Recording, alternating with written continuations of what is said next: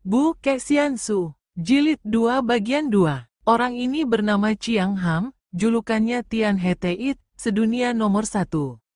Usianya kurang lebih 50 tahun, dan dia adalah ketua dari perkumpulan Kang Jiu Pang atau perkumpulan lengan baja yang didirikannya di Sichuan. Di tangan kirinya tampak sebatang senjata tombak gagang panjang, dan selain terkenal sebagai seorang ahli bermain tombak, dia pun terkenal memiliki lengan sekuat baja. Pakaiannya ringkas, seperti biasa dipakai oleh seorang ahli silat, dan setiap gerak-geriknya menunjukkan bahwa dia telah mempunyai kepandaian silat yang sudah mendarah daging di tubuhnya. Orang keempat adalah seorang berpakaian sastrawan. Sikapnya halus, usianya 50 tahun, tapi masih tampak tampan. Tubuhnya sedang, dan dia sudah menjura ke arah kedua orang datuk golongan hitam itu. Di pinggangnya terselip sebatang maupit, alat tulis pena panjang. Kami berlima dengan tujuan yang sama datang ke tempat ini. Tidak sangka bertemu dengan dua orang tokoh terkenal seperti Jiwi atau Anda berdua, Pat Jiu Kai Ong dan Kiam Mo Chai Li. Terutama sekali kepada Chai Li, terimalah hormatku. Pat Jiu Kai Ong sudah segera dapat mengenal siapa orang ini, akan tetapi Kiam Mo Chai Li tidak mengenalnya. Hati wanita ini yang tadinya panas mendengar kata-kata menentang dari tiga orang pertama, merasa seperti dielus-elus oleh sikap dan kata-kata orang berpakaian sastrawan yang tampan ini. Maka dia pun membalas penghormatannya, dan dengan lirikan mata memikat dan senyum simpul manis sekali dia bertanya. Harap maafkan kami, tetapi siapakah saudara yang manis budi, dan yang tentu memiliki ilmu kepandaian bun dan bu atau sastra dan silat yang tinggi ini?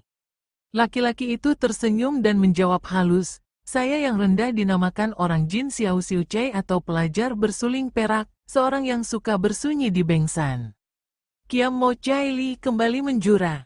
Sambil tersenyum dia berkata, sudah lama sekali saya telah mendengar nama besar Jin Xiao Xiu Chai sebagai seorang ahli silat tinggi, terutama sekali sebagai seorang peniup suling yang mahir. Sudah lama pula saya mendengar akan keindahan tamasya alam di Bengsan.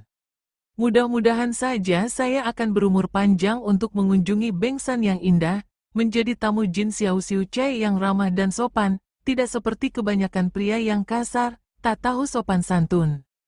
Ucapan terakhir ini jelas ditujukannya kepada tiga orang tokoh pertama yang kasar-kasar tadi.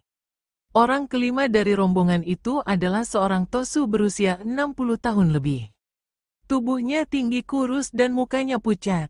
Tangan kiri memegang sebuah hutim atau kebutan pendeta, dan tangan kanan memegang sebuah kipas yang tiada hentinya digoyang-goyang mengipasi lehernya, seolah-olah dia kepanasan, padahal hawa di hutan seribu bunga itu sejuk. Kini dia membuka mulut dan terdengarlah suaranya yang merdu menyanyikan sajak dalam kitab Tu Tek Heng, kitab utama dari kaum Tosu atau pemeluk agama Tu. Amat sempurna, namun tampak tak sempurna. Tampak tidak lengkap, sungguh pun kegunaannya tiada kurang. Terisi penuh, namun tampaknya meluap tumpah. Tampaknya kosong, sungguh pun tak pernah kehabisan. Yang paling lurus, kelihatan bengkok. Yang paling cerdas, kelihatan bodoh. Yang paling fasih, kelihatan gagu. Api panas dapat mengatasi dingin. Air sejuk dapat mengatasi panas. Sang budiman, murni dan tenang dapat memberkati dunia. Huahahaha, Anda tentulah Lem Hai Seng Jin atau manusia sakti Laut Selatan, bukan? Sajak-sajak Tu Tek Heng agaknya telah menjadi semacam cap Anda. Hahaha, kata Pat Jiu Kai Ong sambil tertawa mengejek. Tosu itu berkata, Sian Jai. Pat Jiu Kai Ong bermata tajam, dapat mengenal seorang Tosu miskin dan bodoh. Jangan merendah, Totiang, kata Kiam Mo Chai Li. Siapa orangnya yang tidak tahu bahwa biarpun Anda seorang yang berpakaian Tosu dan kelihatan miskin, namun memiliki sebuah istana dan menjadi majikan dari Pulau Kura-Kura. Ini namanya menggunakan pakaian butut untuk menutupi pakaian indah di sebelah dalamnya.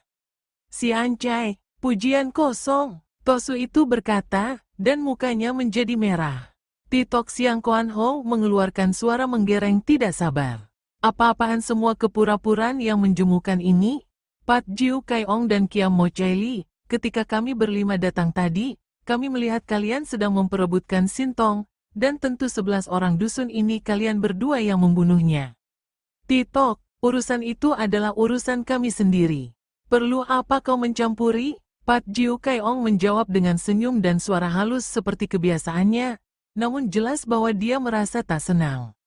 Bukan urusanku, memang, akan tetapi ketahuilah, kami berlima mempunyai maksud yang sama, yaitu masing-masing menghendaki agar Sintong menjadi muridnya.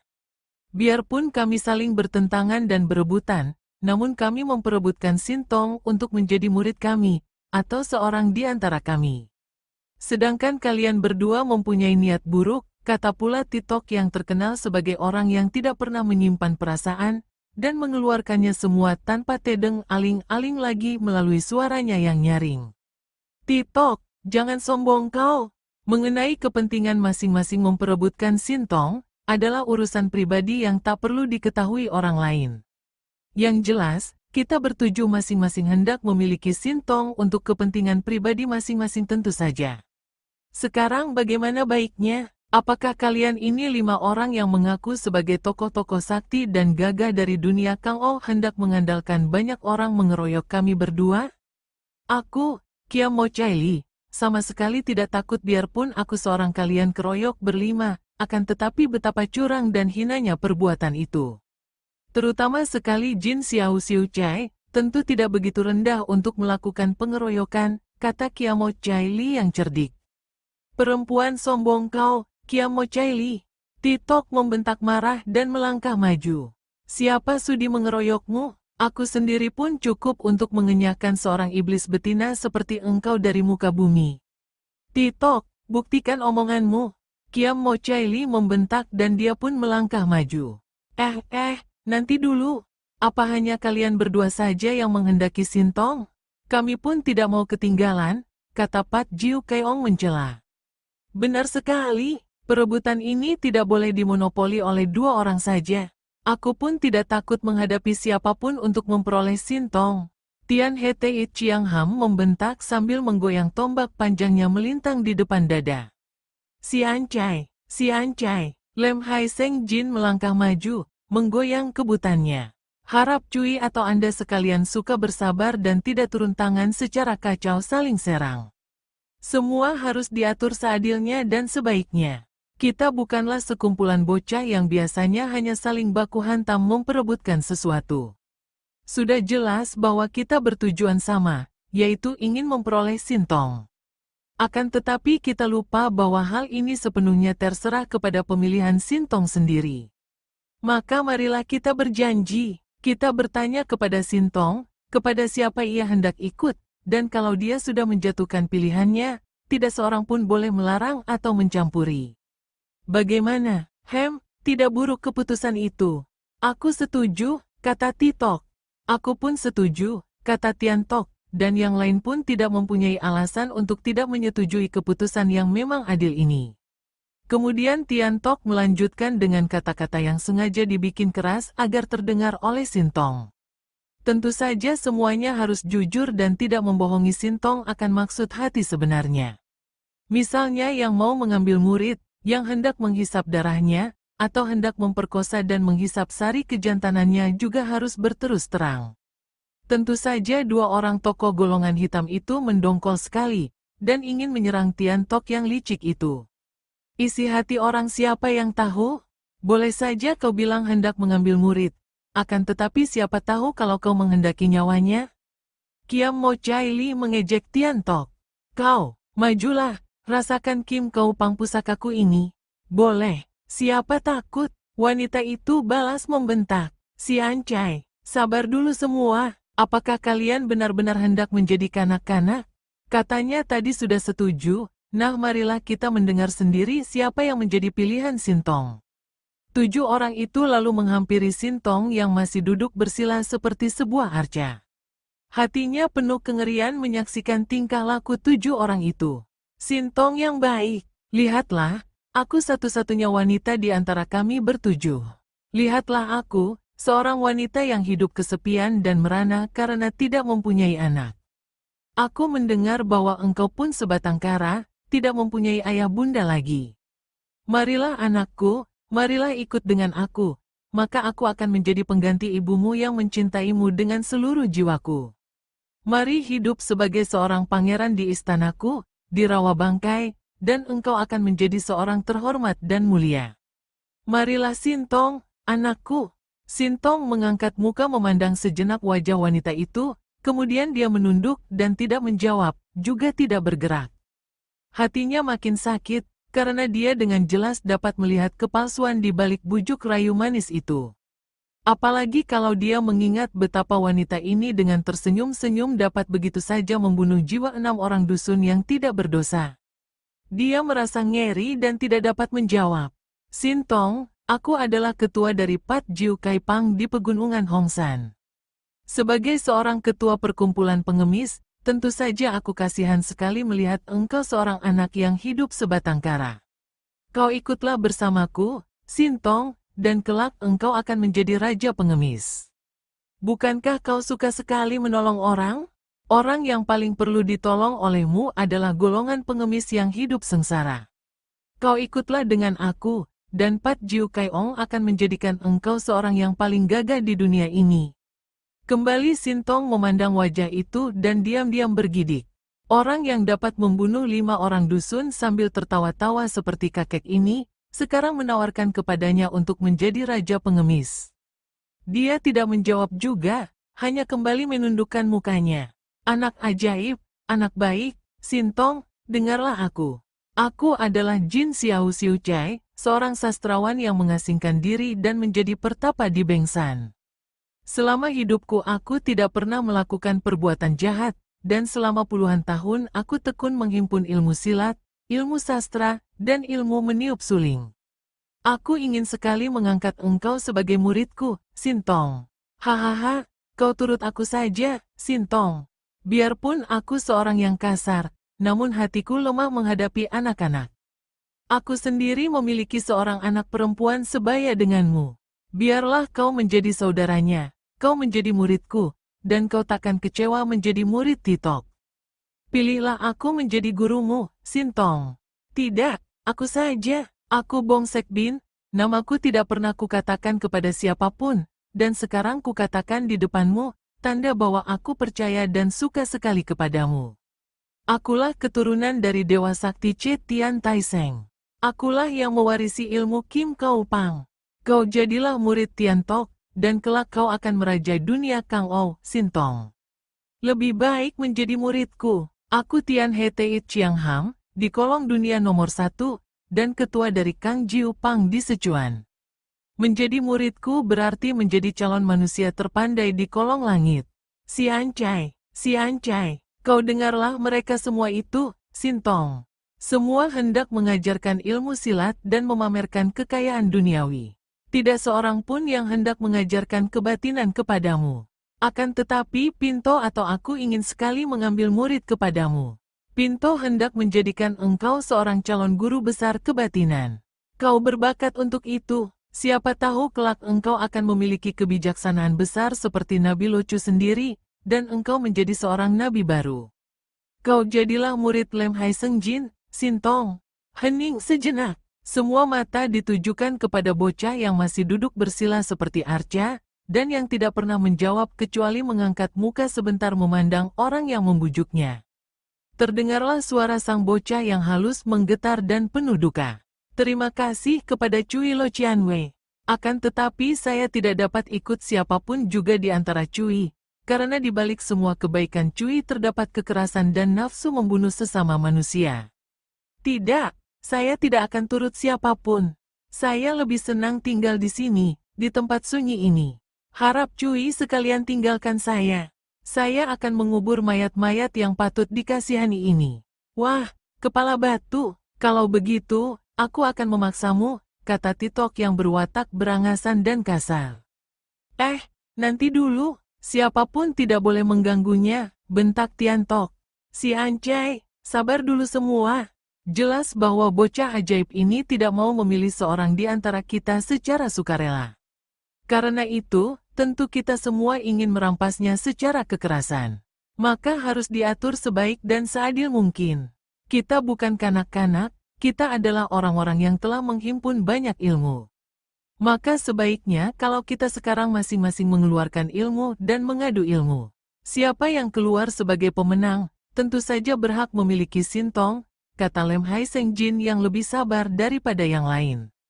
Mana bisa diatur begitu, bantah Pat Jiu Kaiong yang khawatir kalau 5 orang itu akan mengeroyok dia dan Kiam Mo Chai Li. Lebih baik seorang lawan seorang, yang kalah masuk kotak, dan yang menang harus menghadapi yang lain setelah beristirahat.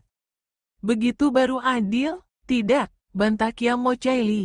Wanita yang cerdik ini dapat melihat kesempatan yang menguntungkannya kalau terjadi pertandingan bersama seperti yang diusulkan Lem Hai Seng Jin. Dalam pertempuran seperti itu, siapa cerdik tentu akan keluar sebagai pemenang. Kalau diadakan 1 lawan 1, terlalu lama. Sebaiknya kita bertuju mengeluarkan ilmu dan saling serang tanpa memandang bulu. Dengan demikian, satu-satunya orang yang keluar sebagai pemenang, jelas dia lebih lihai daripada yang lain. Akhirnya Pat Jiu Kaiong kalah suara. Ketujuh orang itu telah mengeluarkan senjata masing-masing, membentuk lingkaran besar, dan bergerak perlahan-lahan saling lirik. Siap untuk menghantam siapa yang mendekat dan menangkis serangan dari manapun juga. Benar-benar merupakan pertandingan hebat yang kacau balau dan aneh. Sintong yang masih duduk bersila memandang dengan mata terbelalak, dan dia menjadi silau ketika 7 orang itu sudah mulai menggerakkan senjata masing-masing untuk menyerang dan menangkis. Gerakan mereka demikian cepatnya, sehingga bagi Sintong yang kelihatan hanyalah gulungan-gulungan sinar senjata dan bayangan orang berkelebatan tanpa dapat dilihat jelas bayangan siapa. Memang hebat pertandingan ini, karena dipandang sepintas lalu, seolah-olah setiap orang melawan 6 orang musuh. Dan kadang-kadang terjadi hal yang lucu. Ketika Titok menyerang Pat Jiu Kaiong dengan siang kiamnya, sepasang pedangnya ini membabat dari kiri kanan.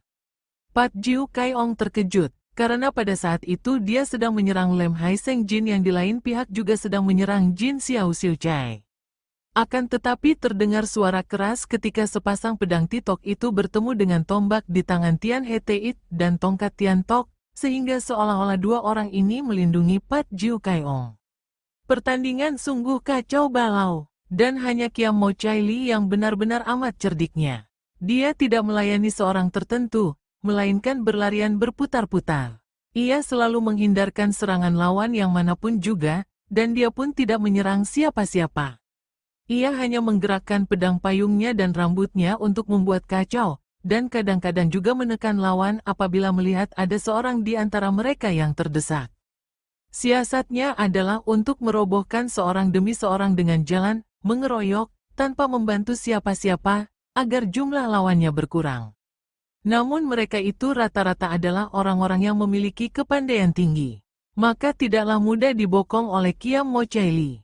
Bahkan lama-lama akalnya ini ketahuan, dan mulailah mereka menunjukkan senjata kepada wanita ini, sehingga mau tidak mau wanita itu terseret ke dalam pertandingan kacau balau itu.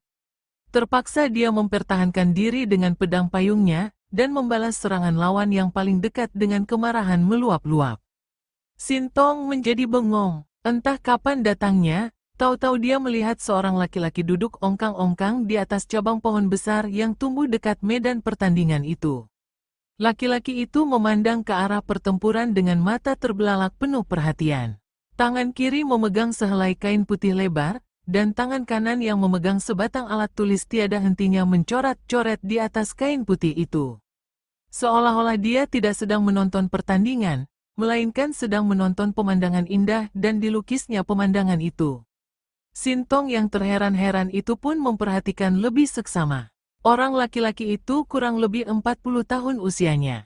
Pakaiannya seperti seorang pelajar, akan tetapi di bagian dada bajunya yang kuning muda itu ada lukisan seekor naga emas dan seekor burung hong merah. Indah sekali lukisan baju itu. Wajahnya tampan dan gagah, dengan kumis dan jenggot terpelihara baik-baik. Pakaiannya juga bersih dan terbuat dari sutera halus. Sepatu yang dipakai kedua kakinya masih baru, atau setidaknya amat terpelihara sehingga mengkilap. Rambutnya memakai kopiah sastrawan, dan sepasang matanya bersinar-sinar penuh kegembiraan ketika dia mencoret-coret melukis pertandingan antara 7 orang sakti itu. Sintong makin bingung. Betapa mungkin melukis 7 orang yang sedang berkelebatan hampir tak tampak itu? Sintong tidak lagi memperhatikan pertandingan, hanya memandang ke arah orang itu. Dia mendengar bentakan-bentakan nyaring, dan tidak tahu bahwa 7 orang itu telah ada yang terluka. Tian Heteit telah terkena hantaman tongkat Tian Tok di pahanya, sehingga terasa nyeri sekali. Pat Jiu Kai Ong juga kena serempet pundaknya sehingga berdarah oleh sebatang di antara siang kiam di tangan Titok. Sedangkan Lem Hai Seng Jin dan Jin Xiao Xiu Chai juga telah mengadu tenaga, dan keduanya tergetar sampai muntahkan darah. Namun berkat sinkang mereka, kedua orang ini tidak sampai mengalami luka dalam yang parah. Sintong melihat betapa laki-laki di atas pohon itu tersenyum. Orang itu menghentikan coretannya, lalu menyimpan pensil dan menyambar jubah luar yang tadi tergantung di ranting pohon. Setelah memakai jubah, lelaki itu kemudian mengantongi gambar yang telah digulungnya. Dan, akhirnya tubuhnya melayang turun. Tontonan tidak bagus, terdengar dia berseru. 7 orang tua bangka gila memperlihatkan tontonan di depan seorang anak kecil, benar-benar tak tahu malu sama sekali. 7 orang itu terkejut ketika mendengar suara yang langsung menggetarkan jantung mereka itu.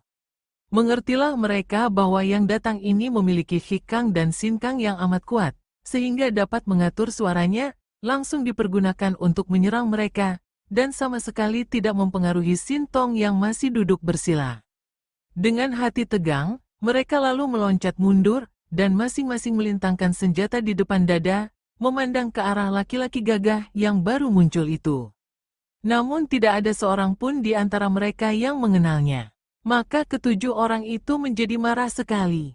"Bangsat kecil, engkau siapakah berani mencampuri urusan kami dan memaki kami?" bentak Pat Jiu Kai Ong sambil mengusap pundaknya yang berdarah. "Apa kau memiliki kepandaian maka berani mencela kami, tikus kecil?" bentak pula Tian Heteit yang masih ngilu rasa pahanya, dan untung bahwa pahanya itu tidak patah tulangnya. Laki-laki itu melangkah maju menghampiri mereka dengan langkah tegap, dan sikap sama sekali tidak takut. Bahkan wajahnya itu berseri-seri memandang mereka seorang demi seorang. Setelah berada di tengah-tengah, sehingga terkurung, kemudian dia berkata, "Tadinya aku hanya mendengar bahwa ada seorang anak baik terancam oleh perebutan orang-orang pandai di dunia Kang O. Ketika tiba di sini dan melihat laga kalian, mau tidak mau aku masuk, karena hatiku memang penasaran menyaksikan gerakan kalian yang sungguh-sungguh masih mentah." Ilmu tongkat dia itu tentu Pat Mo Tung Hoat yang berdasarkan ilmu pedang Pat Mo Kiam Hoat, katanya sambil menuding ke arah Pat Jiu Kai Ong. Raja pengemis itu terkejut sekali melihat orang mengenal ilmu tongkatnya. Padahal tadi mereka bertuju bertanding dengan kecepatan luar biasa, bagaimana orang ini dapat mengenal ilmu tongkatnya? Dan ilmu tongkat dia itu lebih lucu dan kacau lagi. Meniru gerakan Kau Cetian si Raja Monyet, akan tetapi kaku dan mentah. Tidak pantas menjadi gerakan Raja Monyet, pantasnya menjadi gerakan Raja Tikus, katanya pula sambil menuding ke arah Tian Tok. Brakek, batu besar yang berada di samping Tian Tok hancur berantakan karena dipukul oleh tongkatnya. Dia marah sekali mendengar ucapan yang dianggapnya menghina itu. "Manusia lancang, berani kau menghina Tian Tok," bentaknya, dan tongkatnya sudah diputar hendak menyerang. Akan tetapi orang itu membentak, "Berhenti!" Dan aneh, suaranya demikian berwibawa, sehingga Tian Tok sendiri sampai tergetar dan menghentikan gerakan tongkatnya. "Aku melihat kalian masing-masing memiliki kepandaian khusus, namun masih mentah semua. Aku tidak berbohong, dan kalau tidak percaya, marilah kalian maju seorang demi seorang. Akan kuperlihatkan kementahan ilmu silat kalian yang kalian pergunakan dalam pertandingan kacau balau tadi. Hayo siapa yang maju lebih dulu, akan kulayani dengan ilmu silat kalian sendiri." Ucapan ini lebih mendatangkan rasa heran dan tidak percaya daripada kemarahan. Maka Pat Jiu Kai Ong melupakan pundaknya yang terluka. Cepat dia sudah meloncat ke depan, melintangkan tongkatnya di depan dada sambil berseru, "Nah, coba kau buktikan kementahan ilmu tongkatku." Setelah berkata demikian, Raja pengemis ini menyerang. Ia menggunakan tongkatnya untuk menusuk, kemudian gerakan ini dilanjutkan dengan memutar tongkat ke atas menghantam kepala.